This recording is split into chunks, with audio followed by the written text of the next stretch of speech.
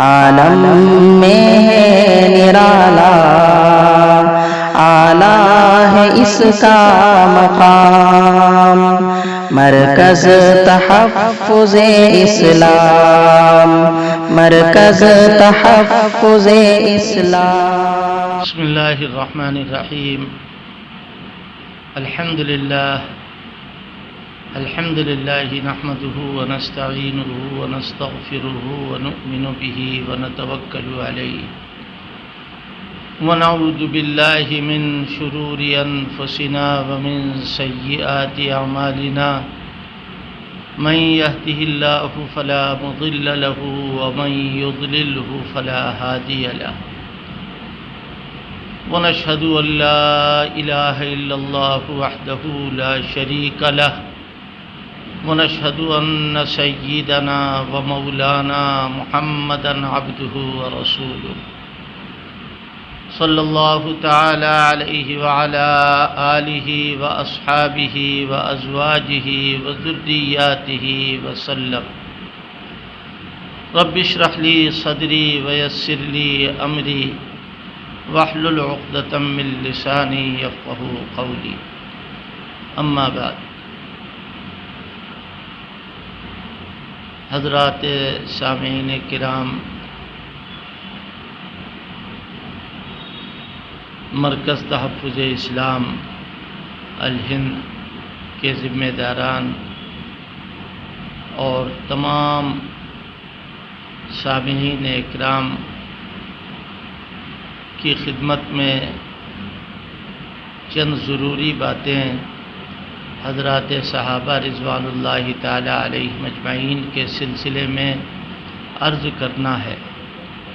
اللہ پاک صحیح اچھی باتیں منہ سے نکلوائے اور سننے والوں پر اچھے اثرات مرتب ہوں۔ سب سے پہلی بات اس سلسلے میں یاد رکھنے کی ہے کہ ہم لوگ تمام مسلمان ہم لوگ یہ اعتقاد کرتے ہیں کہ اللہ تعالیٰ نے بے شمار پیغمبروں کو اس دنیا میں اپنے بندوں کی ہدایت کے لیے مبعوث فرمایا اور بھیجا۔ رسول بھی اپنے وقت پہ آئے اور نبی بھی آئے، صاحب کتاب بھی آئے اور بغیر کتاب والے انبیاء اکرام علی نبینا وعلیہ الصلاۃ والسلام آئے۔ یہ سب اپنے زمانے میں اپنا کام کر کے اللہ کو پیارے ہو گئے۔ آخری پیغمبر حضرت نبی کریم صلی اللہ علیہ وسلم ہیں۔ آپ کے بعد اللہ کسی کو نبی نہیں بنائے گا۔ جتنے نبی اللہ کو بنانا تھے اللہ نے بنا دیے۔ اب آپ ہی کی نبوت قیامت تک باقی رہے گی، کوئی پیغمبر نبی نہیں بنایا جائے گا۔ حضرت عیسیٰ علی نبینا وعلیہ الصلاۃ والسلام دنیا میں اخیر زمانے میں تشریف لائیں گے، لیکن وہ پہلے نبی بن چکے ہیں۔ اب جب آئیں گے تو ان کی شریعت نہیں چلے گی، بلکہ حضرت نبی کریم صلی اللہ علیہ وسلم کے مبارک دین اور آپ کی مبارک شریعت پر وہ بھی عمل کریں گے۔ اللہ تعالیٰ نے قرآن مجید میں اس مضمون کو متعدد جگہ بتایا ہے۔ فرمایا منہم من قصصنا علیک ومنہم من لم نقصص علیک۔ بہت سارے نبیوں کے واقعات اور قصے ہم نے اے پیغمبر تم سے بتا دیے، اور بہت سارے پیغمبروں کے واقعات و قصے نہیں بتائے۔ اس سے پتہ چلتا ہے کہ بہت سارے پیغمبر آئے۔ کچھ پیغمبروں کے نام قرآن مجید میں بھی اللہ تعالیٰ نے بتائے ہیں اور ذکر کیے ہیں، لیکن سوال یہ پیدا ہوتا ہے کہ حضور نبی کریم صلی اللہ علیہ وسلم کی وفات کے بعد سے لے کے اب تک 1400، 1450، 1500 جتنے سال بھی گزرے ہوں، گزر چکے، کوئی نبی نہیں آئے۔ کوئی نبی نہیں پیدا ہوا، اور اب سے لے کے قیامت تک جتنا زمانہ گزرے گا کوئی نبی نہیں آئے گا۔ تو سوال یہ پیدا ہوتا ہے کہ تحفظ دین، تحفظ شریعت اور اللہ کا پیغام جو اللہ نے حضرت نبی کریم صلی اللہ علیہ وسلم کو دیا ہے، یہ کیسے اس دنیا میں باقی رہے گا؟ اس کا خیال صحابہ اکرام کے زمانے میں خود حضور علیہ الصلاۃ کے مبارک دل میں پیدا ہوا، اور آپ نے فرمایا کہ دیکھو بھائی، بنی اسرائیل میں جب ایک نبی چلا جاتا تھا تو ان کی جگہ کے اوپر دوسرا نبی آتا تھا، اور وہ اللہ کا کام کرتا تھا، اللہ کے بندوں پر محنت کرتا تھا۔ میرے بعد اب کوئی پیغمبر نہیں ہے، لہذا جو کام بنی اسرائیل کے انبیاء سے اللہ لیتا تھا وہ کام میری امت کے علماء سے لے گا، میری امت کے علماء وہ کام کرتے رہیں گے۔ ظاہر ہے کہ پیغمبر تو اللہ کی وحی لیتا ہے پہلے، اور بعد میں وہ تبلیغ دین کرتا ہے۔ تو یاد رکھیے کہ اللہ کی وحی لینے میں کوئی پیغمبر کا نہ جانشین ہوا ہے اور نہ ہوگا۔ ومن اظلم ممن افترى على الله كذبا او قال اوحي الي ولم يوحى اليه شيء ومن قال سانزل مثل ما انزل الله، اس سے بڑا ظالم کون ہے جو یہ کہے کہ میرے اوپر اللہ کی وحی نازل ہوتی ہے؟ اس سے بڑا ظالم کون ہے؟ اللہ تبارک و تعالیٰ قرآن میں فرما رہا ہے۔ معلوم یہ ہوا وحی بند، وحی کے معاملے میں اسی لیے ہمارا یہ اعتقاد ہے کہ پیغمبر معصوم ہے، اللہ کی وحی لیتا ہے، غلطی نہیں ہو سکتی اس سے وحی الہی کے لینے میں۔ اور پیغمبر کے بعد پیغمبر کے جتنے جانشین ہیں، حضرت ابوبکر صدیق سے لے کے آج تک اور آج سے لے کے قیامت تک، پیغمبر کی جگہ پر جتنے لوگ آئے ہیں سب غیر معصوم۔ اللہ تعالیٰ کا انتظام کیا ہے؟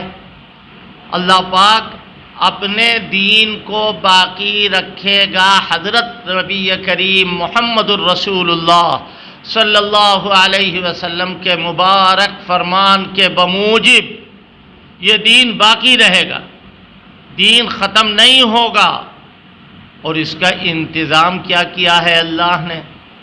علماء کام کریں گے۔ سچ بتائیے کہ امت میں، شریعت میں سب سے پہلے، سب سے بڑے، سب سے مقدس علماء کون؟ ظاہر ہے کہ حضرات صحابہ رضوان اللہ تعالی علیہم اجمعین۔ اور یہ بھی سمجھ لیجئے کہ جس طرح اول دین کی مخالفت کرنے والے مکے میں لوگ موجود تھے، پھر مدینے میں لوگ موجود رہے، اسی طرح آج بھی دین کی مخالفت کرنے والے لوگ موجود ہیں۔ لیکن جس طرح اس زمانے میں مخالفت اور مقابلہ کرنے کے لیے سر دھڑ کی بازی لگاتے تھے، اور جنگ احد ہوئی، جنگ بدر ہوئی، جنگ حنین ہوئی، اور نہ معلوم کتنی جنگیں ہوئیں، اگر ان کی تفصیلات آپ دیکھیں تو آپ کو پتہ چلے گا صحابہ اکرام شہید ہوئے۔ کفار مکہ یا دشمنان دین جو اس زمانے میں تھے، چاہے وہ روم ہو چاہے ایران ہو، وہ سب پسپا ہوئے، اور اللہ کا دین آگے بڑھا۔ تو اللہ رب العزت نے دین کے سنبھالنے کے لیے فرنٹ لائن کے اوپر پہلی صف میں لا کر جس جماعت کو کھڑا کیا، اسی جماعت کا نام ہے صحابہ۔ ایک کام ہوا، دوسرا کام اور ہے، وہ یہ کہ پیغمبر صلی اللہ علیہ وسلم یعنی حضرت محمد صلی اللہ علیہ وسلم 63 سال کی عمر میں اس دنیا سے تشریف لے گئے، اور آپ نے اپنی امت جو 1,20,000 1,24,000 جتنی بھی مختلف روایات کی روشنی میں بتایا جاتا ہے کہ اتنے صحابہ، اتنے افراد، اتنے دیندار لوگ موجود تھے، وہ تمام کے تمام صحابہ، ایک طرف مخالفین کا انہیں مقابلہ کرنا تھا اور دوسری طرف کلمات رسالت کی حفاظت کرنا تھی، قرآن پاک کی حفاظت کرنا تھی۔ قرآن پاک کی حفاظت کون کرے گا؟ دیکھو، کوئی لفظ ادھر کا ادھر نہ رہ جائے، کوئی لفظ آگے پیچھے نہ ہو جائے۔ قراءتن و کتابتن، یہ ذرا مشکل لفظ ہے، سب کے سمجھ میں نہیں آئے گا، لہذا میں ذرا سی اس کی تشریح کروں۔ جیسے حضور نے جبریل کو سنایا وہی تجوید ہے، جبریل نے جس طرح حضور کو سنایا وہی تجوید ہے، تجوید کا بھی خیال رکھنا ہے۔ اور کتابت جیسے حضور کے زمانے میں ہوئی، لکھنے والے لکھتے تھے، حضرت زید بن حارثہ، حضرت معاویہ اور دیگر کاتبان وحی لکھا کرتے تھے، اور اس کا املا آج تک چلا آ رہا۔ مثلا قرآن پاک میں لکھا ہے انا نذیر، لیکن کوئی نہیں پڑھتا ہے انا نذیر، سب پڑھتے ہیں انا نذیر۔ لکھو انا اور پڑھو انا، یعنی الف کے ساتھ مت پڑھو، الف کے ساتھ لکھو۔ کیوں؟ کتابت اس طرح ہوگی، قراءت اس طرح ہوگی۔ یہ بہت باریک بات ہے۔ انشاءاللہ جمعے کے دن آپ سورہ کہف پڑھیں گے اور ماشاءاللہ پڑھتے بھی ہوں گے۔ آپ وہاں پڑھتے ہیں وَلَا تَقُولَنَّ لِشَيْءٍ، لکھا ہے اس میں وَلَا تَقُولَنَّ لِشَيْءٍ؟ نہیں لکھا ہے، اس میں لکھا وَلَا تَقُولَنَّ لِشَائِن، شائن لکھو اور شیئن پڑھو۔ یہ قرآن کی حفاظت جس کا ذمہ دار اللہ ہے، اِنَّا نَحْنُ نَزَّلْنَا الذِّكْرَ وَإِنَّا لَهُ لَحَافِظُونَ۔ لیکن ذریعہ کسے بنایا؟ ذریعہ کسے بنایا؟ حضرات صحابہ رضوان اللہ تعالی علیہم اجمعین کو ذریعہ بنایا کہ یہ حفاظت کریں گے قرآن کی، اور ان سے زیادہ بہتر حفاظت کرنے والی کوئی جماعت ہے ہی نہیں۔ اسی لیے تو حضرت عبداللہ ابن مسعود کے اثر میں ہے کہ ان اللہ نظر علی قلوب العباد، اللہ نے اپنے بندوں کے دلوں کو دیکھا، پھر حضور کا دل منتخب کیا نبوت اور رسالت کے لیے۔ ثم نظر علی قلوب العباد، پھر اللہ نے اپنے بندوں کے دلوں کی طرف دیکھا، فوجد قلب اصحاب محمد صلی اللہ علیہ وسلم، پھر آپ نے صحابہ کے دلوں کو منتخب کیا، کاہے کے لیے؟ لصحبت نبیہ ولاقامت دینہ، اور اسی میں ہے کانوا ابر الناس قلوبا واعمقها علما واقلها تکلفا، ان کے دل بہت اچھے ہیں، تکلف ان کے یہاں نہیں ہے، تکلف ان کے یہاں نہیں ہے، دل ان کے بہت اچھے ہیں، علم کے اعتبار سے یہ بڑے گہرے ہیں۔ یہ کیوں؟ یہ نبی پاک کی جانشینی کا فرض ادا کریں گے سب سے پہلے، لہذا اللہ نے ان کو پوری امت سے الگ رکھا۔ امت بعد میں جو آنے والی ہے وہ ان کی نقل کرے گی تو کامیاب ہوگی، اور یہ مقتدا ہیں، پیشوا ہیں، مطاع ہیں، ان کا کہنا مانو۔ کیا فرمایا؟ والسابقون الاولون من المہاجرین والانصار والذین اتبعوہم باحسان رضی اللہ عنہم ورضوا عنہ، کہ جو لوگ بعد میں آنے والے ہیں وہ ان کے متبع ہوں گے، ان کا کہنا ماننے والے ہوں گے۔ کیا فرمایا؟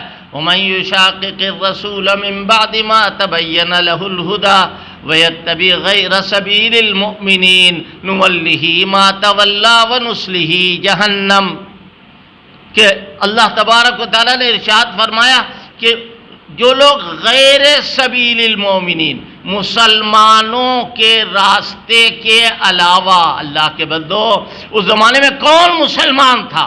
ابو بکر، عمر، عثمان و علی، سعد و سعید، طلحہ، زبیر، عشرہ مبشرہ کے تمام صحابہ اکرام، اور اسی کے ساتھ ساتھ یہ کہ اصحاب بدر، اصحاب احد، اصحاب حدیبیہ، فتح مکہ سے پہلے ایمان لانے والے، فتح مکہ کے بعد ایمان لانے والے، مراتب کے اعتبار سے ان میں فرق ہوگا، لیکن لا یستوی منکم من انفق من قبل الفتح وقاتل اولئک اعظم درجۃ من الذین انفقوا من بعد وقاتلوا وکلا وعد اللہ الحسنى۔ دیکھو صحابہ میں فرق مراتب ہے، لیکن فتح مکہ سے پہلے ایمان لانے والے سب سے اعلیٰ، فتح مکہ کے بعد ایمان لانے والوں کا درجہ پہلے والوں کے بعد ہے۔ یہ اجمال بتا رہا ہوں میں، ورنہ سب سے زیادہ مرتبہ تو صدیق اکبر، فاروق اعظم، پھر عثمان غنی، پھر علی مرتضیٰ، پھر تمام عشرہ مبشرہ کے باقی جو 6 رہ گئے وہ، اور اس کے بعد میں پھر اصحاب بدر، اصحاب احد، یہ سارے کے سارے صحابہ اکرام کے درجات ہیں۔ لیکن اجمالی طور پر فتح مکہ سے پہلے ایمان لانے والے، فتح مکہ کے بعد ایمان لانے والے، کہیں ایسا نہ ہو کہ تمہیں شیطان کا کیڑا کاٹنے لگے اور تم کہو کہ یہ تو فتح مکہ کے بعد ایمان لائے تھے۔ اللہ کہہ رہا وَكُلًّا وَعَدَ اللَّهُ الْحُسْنَى، اے شیطان کے چمچوں اپنے منہ کو بند رکھو، دیکھو یہ فتح مکہ سے پہلے ایمان لائے ہو یا بعد میں ایمان لائے ہو، سب سے اللہ نے حسنہ یعنی جنت کا وعدہ کیا۔ صحابہ اکرام سے وعدہ بھی عجیب و غریب۔ سچ بتائیے کہ پوری دنیا میں کوئی ایسا بزرگ ہے، امام بخاری اپنے زمانے میں قسم کھا سکتے تھے کہ میں جنت میں جاؤں گا؟ امام بخاری اپنے زمانے میں قسم کھا سکتے تھے؟ کوئی قسم نہیں کھا سکتا۔ اللہ کے اوپر معاملہ ہے۔ امام بخاری کے سلسلے میں کوئی وحی نازل ہوئی ہے؟ امام ابو حنیفہ کے سلسلے میں کوئی وحی نازل ہوئی ہے؟ حضرت سیدنا زین العابدین کے سلسلے میں کوئی وحی نازل ہوئی ہے؟ حضرت سیدنا عمر ابن عبدالعزیز کے سلسلے میں کوئی وحی نازل ہوئی؟ کوئی وحی نہیں اتری۔ لیکن اللہ کی ذات سے امید ہے کہ اللہ جنت عطا فرمائے گا اور جنت کا اعلیٰ مرتبہ عطا فرمائے گا، لیکن قسم کوئی نہیں کھا سکتا ہے۔ اگر پوری امت میں کوئی قسم کھا سکتا ہے تو وہ اکیلے صحابہ اکرام ہیں کہ وہ جنت میں جائیں گے۔ وَكُلًّا وَعَدَ اللَّهُ الْحُسْنَى۔ اور پھر عجیب بات، یہ جنت میں جائیں گے تو بھی کیا؟ ایک صاحب نے کہا کیا صحابہ معصوم ہوتے ہیں جو وہ جنت ان کے لیے جنت لازمی ہے؟ نہیں، معصوم نہیں ہوتے، معصوم نہیں ہوتے ہیں۔ معصوم تو نبی کے علاوہ کوئی معصوم نہیں۔ آخری پیغمبر کے بعد آج تک نہ کوئی معصوم پیدا ہوا ہے اور نہ پیدا ہوگا قیامت تک۔ عصمت کا تو دروازہ بند ہو گیا۔ کیوں؟ عصمت خصوصیات نبوت میں سے ہے، لیکن صحابہ اکرام غلطیاں ہوتی تھی، قصور ہوتا تھا، اللہ قربان جاؤ۔ ان کا قصور ایک واقعہ مختصراً عرض کرنے کو جی چاہتا ہے۔ دیکھیے غزوہ تبوک میں بہت سارے صحابہ اکرام گئے تھے اللہ کے آخری پیغمبر ہمارے آقا صلی اللہ علیہ وسلم کے ساتھ، اور کچھ ایسے بھی صحابہ تھے کہ جنہوں نے ارادہ تو کیا جانے کا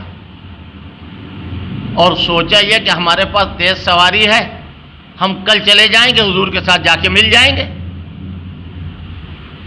ایک تو منافق تھے، ان کا صحابہ سے کوئی تعلق نہیں، کوئی منافق صحابی نہیں کہلایا ہے پوری امت میں آج تک۔ صحابی تو کہتے ہیں اس صاحب ایمان کو جو پوری عمر ایمان پر رہے اور ایمان ہی پر دنیا سے جائے۔ قرآن مجید میں مہاجروں کا ذکر کیا گیا۔ حضرات علماء اکرام اس بات پر غور کریں، انشاءاللہ ان کا بھی فائدہ ہوگا، میرا بھی فائدہ ہوگا۔ مہاجرین کا، للفقراء المہاجرین الذین اخرجوا من دیارہم واموالہم یبتغون فضلا من اللہ ورضوانا، جو لوگ اپنے گھر سے، اپنے مال سے دور کیے گئے، نکالے گئے، اللہ فرمائے یبتغون فضلا من اللہ ورضوانا، وہ اللہ کا فضل کے طلب کر رہے ہیں اور اس کی رضا طلب کر رہے ہیں۔ اللہ کا فضل، اس کی رضا، یبتغون فضلا من اللہ ورضوانا وینصرون اللہ ورسولہ، اور وہ اللہ کی نصرت کر رہے ہیں، اللہ کے رسول کی نصرت کر رہے ہیں۔ اولئک هم الصادقون، ہاں یہی لوگ سچے۔ اور دوسری آیت میں والذین تبوؤا الدار والایمان، وہ لوگ جو الدار اور الایمان کو اپنا ٹھکانہ بنا چکے۔ الدار سے مراد بھی مدینہ اور الایمان سے مراد بھی مدینہ۔ اللہ اللہ قربان جاؤ، مدینے کو ایمان کہا جا رہا ہے۔ ہاں ایک حدیث موجود ہے، کیا حضرت نے فرمایا صلی علیہ وسلم ان الایمان لیارز الی المدینۃ کما تارز الحیۃ الی جحرها، او کما قال علیہ الصلاۃ والسلام۔ حضور پاک صلی اللہ علیہ وسلم نے فرمایا مدینے میں ایمان سمٹ کے آ جائے۔ مدینے کو ایمان کہا گیا ہے، یہ مدینے میں رہتے ہیں۔ کیسے؟ جیسے مچھلی پانی میں رہتی ہے، مچھلی کو پانی سے نکال دو گے تو وہ دم توڑ دے گی، صحابہ کو ایمان سے نکال دو گے تو وہ جی نہ پائے گے۔ لہذا یہ مومن ہیں، چاہے انصار ہو چاہے مہاجر ہو۔ آگے والذین جاؤوا من بعدہم، جو ان کے بعد آئیں گے، چاہے وہ امام ابو حنیفہ ہوں، چاہے وہ امام مالک ہوں، چاہے وہ شیخ عبد القادر جیلانی ہوں، چاہے وہ اور امام مالک ہوں، چاہے جتنے بھی ہوں، جو ان کے بعد آئیں گے، جو ان کے بعد آئیں گے آج تک اور قیامت تک، ان کی کیا نشانی ہے؟ یقولون ربنا اغفر لنا ولاخواننا الذین سبقونا بالایمان، وہ کیا کہیں گے؟ اے اللہ ہماری مغفرت فرما دے، اور جو لوگ ایمان کے ساتھ ہم سے پہلے دنیا سے جا چکے ان کی مغفرت فرما دے۔ کبھی کبھی مغفرت کا ترجمہ درجات کی بلندی سے بھی کیا جاتا ہے۔ اور کیوں؟ ان کے لیے کیوں دعا کر رہے ہیں؟ اپنے لیے کرتے، ان کے لیے، انہی کے صدقے میں تو ہمیں ایمان ملا ہے، انہی کے صدقے میں تو ہمیں ایمان ملا ہے۔ اور آگے ایک اور بات ہے، وَلَا تَجْعَلْ فِي قُلُوبِنَا غِلًّا لِلَّذِينَ آمَنُوا، اور ان کی طرف سے کوئی تنگی ہمارے دل میں پیدا نہ فرما، ہم ان کو الٹا سیدھا نہ کہیں، ہم ان کو برا بھلا نہ کہیں، ہم ان کے اوپر تان و تشنیع نہ کریں، ہم ان کے اوپر کیچڑ نہ اچھالیں۔ کون؟ تین گروہوں کا میں نے ذکر کیا، ایک مہاجر، ایک انصار اور ایک بعد میں آنے والے۔ بعد میں آنے والے کون؟ تمام مسلمان آج تک اور آج کے بعد تک۔ آگے کیا کہا؟ أَلَمْ تَرَ إِلَى الَّذِينَ نَافَقُوا يَقُولُونَ لِإِخْوَانِهِمُ الَّذِينَ كَفَرُوا، کہ یہ کون ہے؟ الم ترا، اے پیغمبر آپ نہیں دیکھتے منافقوں کی طرف؟ معلوم یہ ہوا کہ مہاجر ہوں، انصار ہوں یا ان کی مدح کرنے والے ہوں، کوئی منافق نہیں ہے۔ منافق وہ ایک الگ ہی چیز ہے۔ الم تر الی الذین نافقوا یقولون لاخوانہم الذین کفروا، اللہ تعالیٰ کیا فرق بتا رہا ہے؟ معلوم یہ ہوا کہ صحابہ اکرام رضوان اللہ تعالی علیہم اجمعین جچے، تلے، پرکھے، پرکھائے، سنورے، سنورائے، یہ کون ہیں؟ یہ وہ ہیں جن کو دین کی حفاظت کے لیے اللہ نے پہلا دستہ بنا کر کے کھڑا کیا۔ اور یہ دین کی حفاظت ہاتھ پیر سے بھی کریں گے، یہ شہید بھی ہوں گے، ان کے خون کا ایک ایک قطرہ بہے گا، ان کے لڑکے ان کے سامنے خون میں تڑپیں گے، ان کی ماؤں کی گودیں خالی ہوں گی، اور صحابیات کے شوہر دنیا سے جائیں گے، یہ سب کچھ ہوگا، لیکن ان کے پائے استقامت میں فرق نہیں آئے۔ اگر میں کہوں اپنی طرف سے تو مجھے حق نہیں ہے کہنے۔ اللہ کیا فرما رہا ہے؟ وَلَا تَحْسَبَنَّ الَّذِينَ قُتِلُوا فِي سَبِيلِ اللَّهِ أَمْوَاتًا بل احیاء عند ربهم یرزقون فرحین بما آتاہم اللہ من فضلہ۔ جو لوگ اللہ کے راستے میں شہید ہوئے ہیں، مارے گئے ہیں، ان کی گردنیں کاٹی گئی ہیں، ان کے بارے میں گمان بھی نہ کرو کہ وہ مردہ، بل احیاء، وہ تو زندہ ہیں، یرزقون، ان کو رزق دیا جاتا ہے۔ بعض روایات میں آتا ہے کہ جو پرندے ہیں، سبز پرندے، ان کے پپوٹوں میں ان کی روح ڈال دی گئی، جہاں چاہیں جنت میں اڑیں، جہاں چاہیں کھائیں پیئیں رہیں۔ وہاں جب جنت میں پہنچ جائیں گے یہ تو قرآن کہہ رہا ہے وَيَسْتَبْشِرُونَ بِالَّذِينَ لَمْ يَلْحَقُوا بِهِمْ مِنْ خَلْفِهِمْ أَلَّا خَوْفٌ عَلَيْهِمْ وَلَا هُمْ يَحْزَنُونَ۔ دنیا کا خیال آ رہا ہے ان شہیدوں کو، ان صحابہ کو جو حضور کے دین کے لیے جن کی جانیں گئی ہیں، ان کو دنیا کا خیال آ رہا ہے۔ اور کیا کہہ رہے ہیں کہ اللہ میاں ہمارے حال کی خبر کوئی پہنچا دیتا، وہاں موبائل نہیں ہوگا کہ جو کوئی میسج کر دے، وہاں کوئی سیٹلائٹ نہیں ہوگا، سب کچھ فنا ہو چکا ہوگا۔ ابو داؤد کی روایت سند صحیح کے ساتھ ہے، جس کو ذرہ برابر شبہ ہو وہ دیکھ لے۔ حضرت مولانا مفتی شفیع رحمۃ اللہ علیہ، جنہوں نے معارف القرآن، قرآن پاک کی تفسیر لکھی ہے، اس میں بھی غالباً اس کو نقل کیا ہے۔ ابو داؤد کی روایت ہے صحیح سند کے ساتھ، کیا کہ وہ کہیں گے ہمارے حال کی خبر ہمارے ان بھائیوں کو ہو جائے جو دنیا میں ہیں، کوئی پہنچا دیتا۔ اللہ فرماتا ہم پہنچائے دیتے۔ یہ خصوصیت ہے ان کی کہ وہاں سے میسج آ رہا ہے۔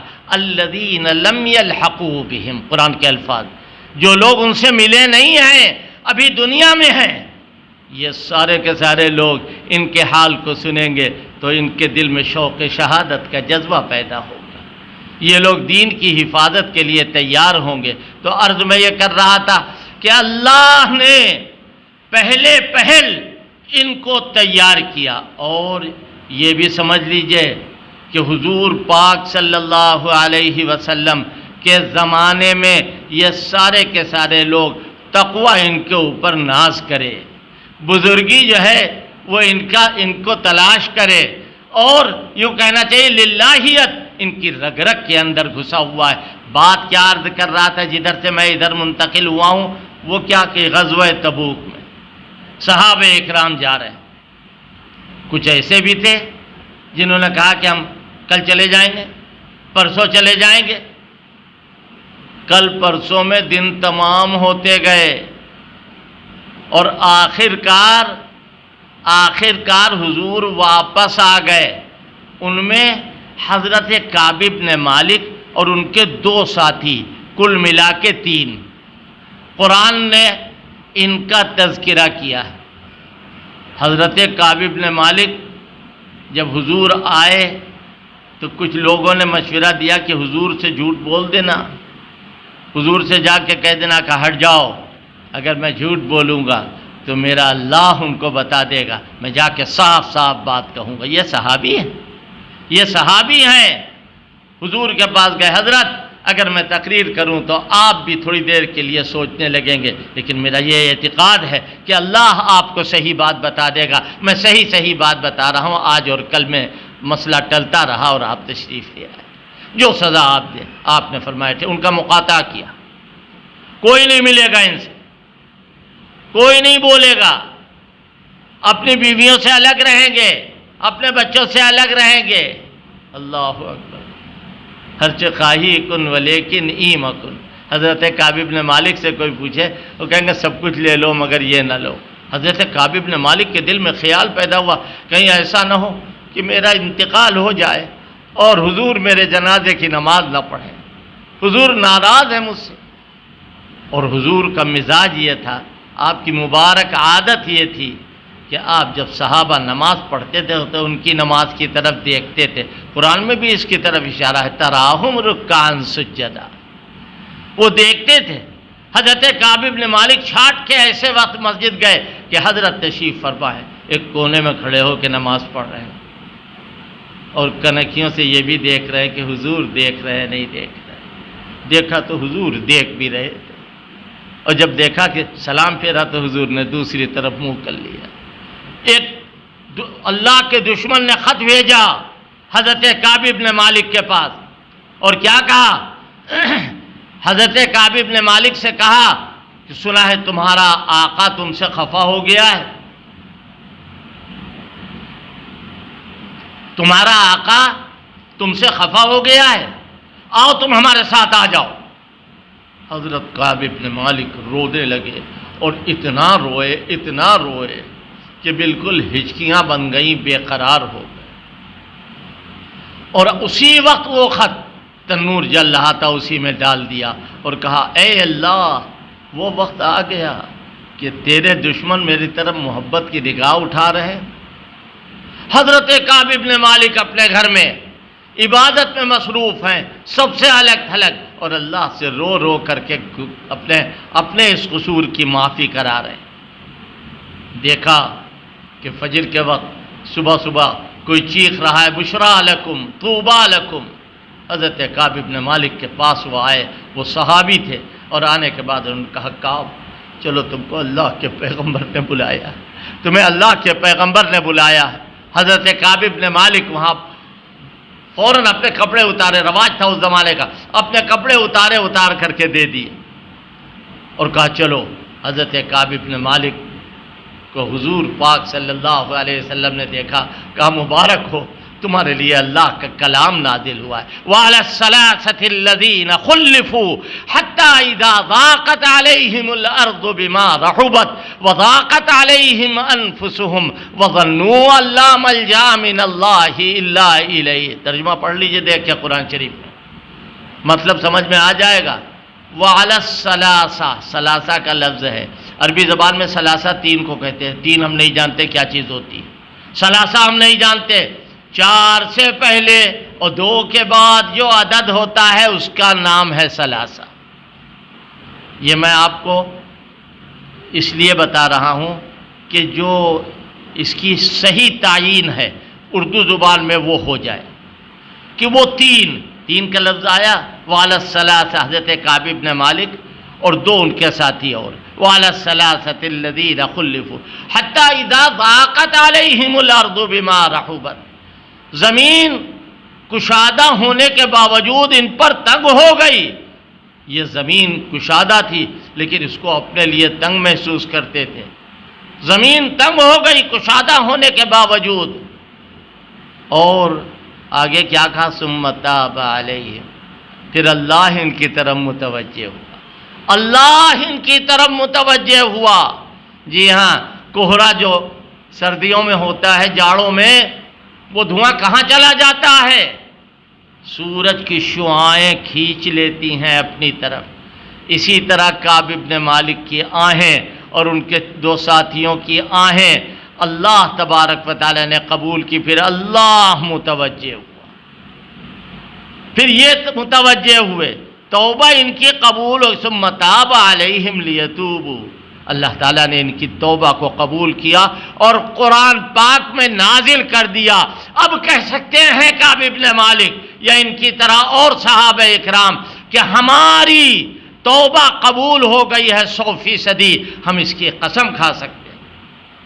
لہذا آج یہ مسئلہ بڑا نازک ہے، صحابہ اکرام کی طرف اگر امت نہیں آئے گی تو دین نہیں ملے گا۔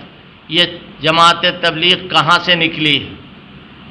ان کو مٹیریل کہاں سے ملا ہے؟ یہ سب نقوش صحابہ اکرام کے نشانۂ قدم کو، ان کے نقوش قدم کو اپنے لیے رہنمائے منزل بنا رہے ہیں۔ آج دارالعلوم دیوبند کیوں ہے؟ شیخ الاسلام کیسے بنے؟ شیخ الہند کیسے بنے؟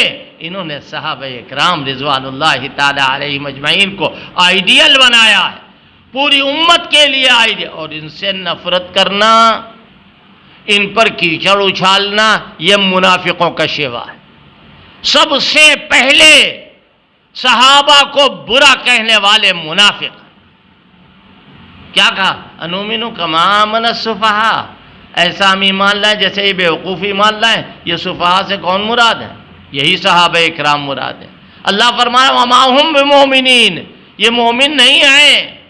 وَإِذَا خَلَوْا إِلَىٰ شَيَاطِينِهِمْ، اللہ تعالیٰ نے منافقوں کو شیطان کہا ہے۔ وَإِذَا خَلَوْا إِلَىٰ شَيَاطِينِهِمْ، اور جب یہ اکیلے میں ہوتے ہیں اپنے شیطانوں کے ساتھ۔ صحابی نہیں ہے منافق، شیطان کہہ رہا ہے اللہ۔ وَإِذَا خَلَوْا إِلَىٰ شَيَاطِينِهِمْ قَالُوا إِنَّا مَعَكُمْ إِنَّمَا نَحْنُ مُسْتَهْزِئُونَ، ہم تو تمہارے ساتھ ہیں، ہم ابو بکر، عمر، عثمان و علی اور حضور پاک صلی اللہ علیہ وسلم سب کا مذاق اڑا رہے تھے۔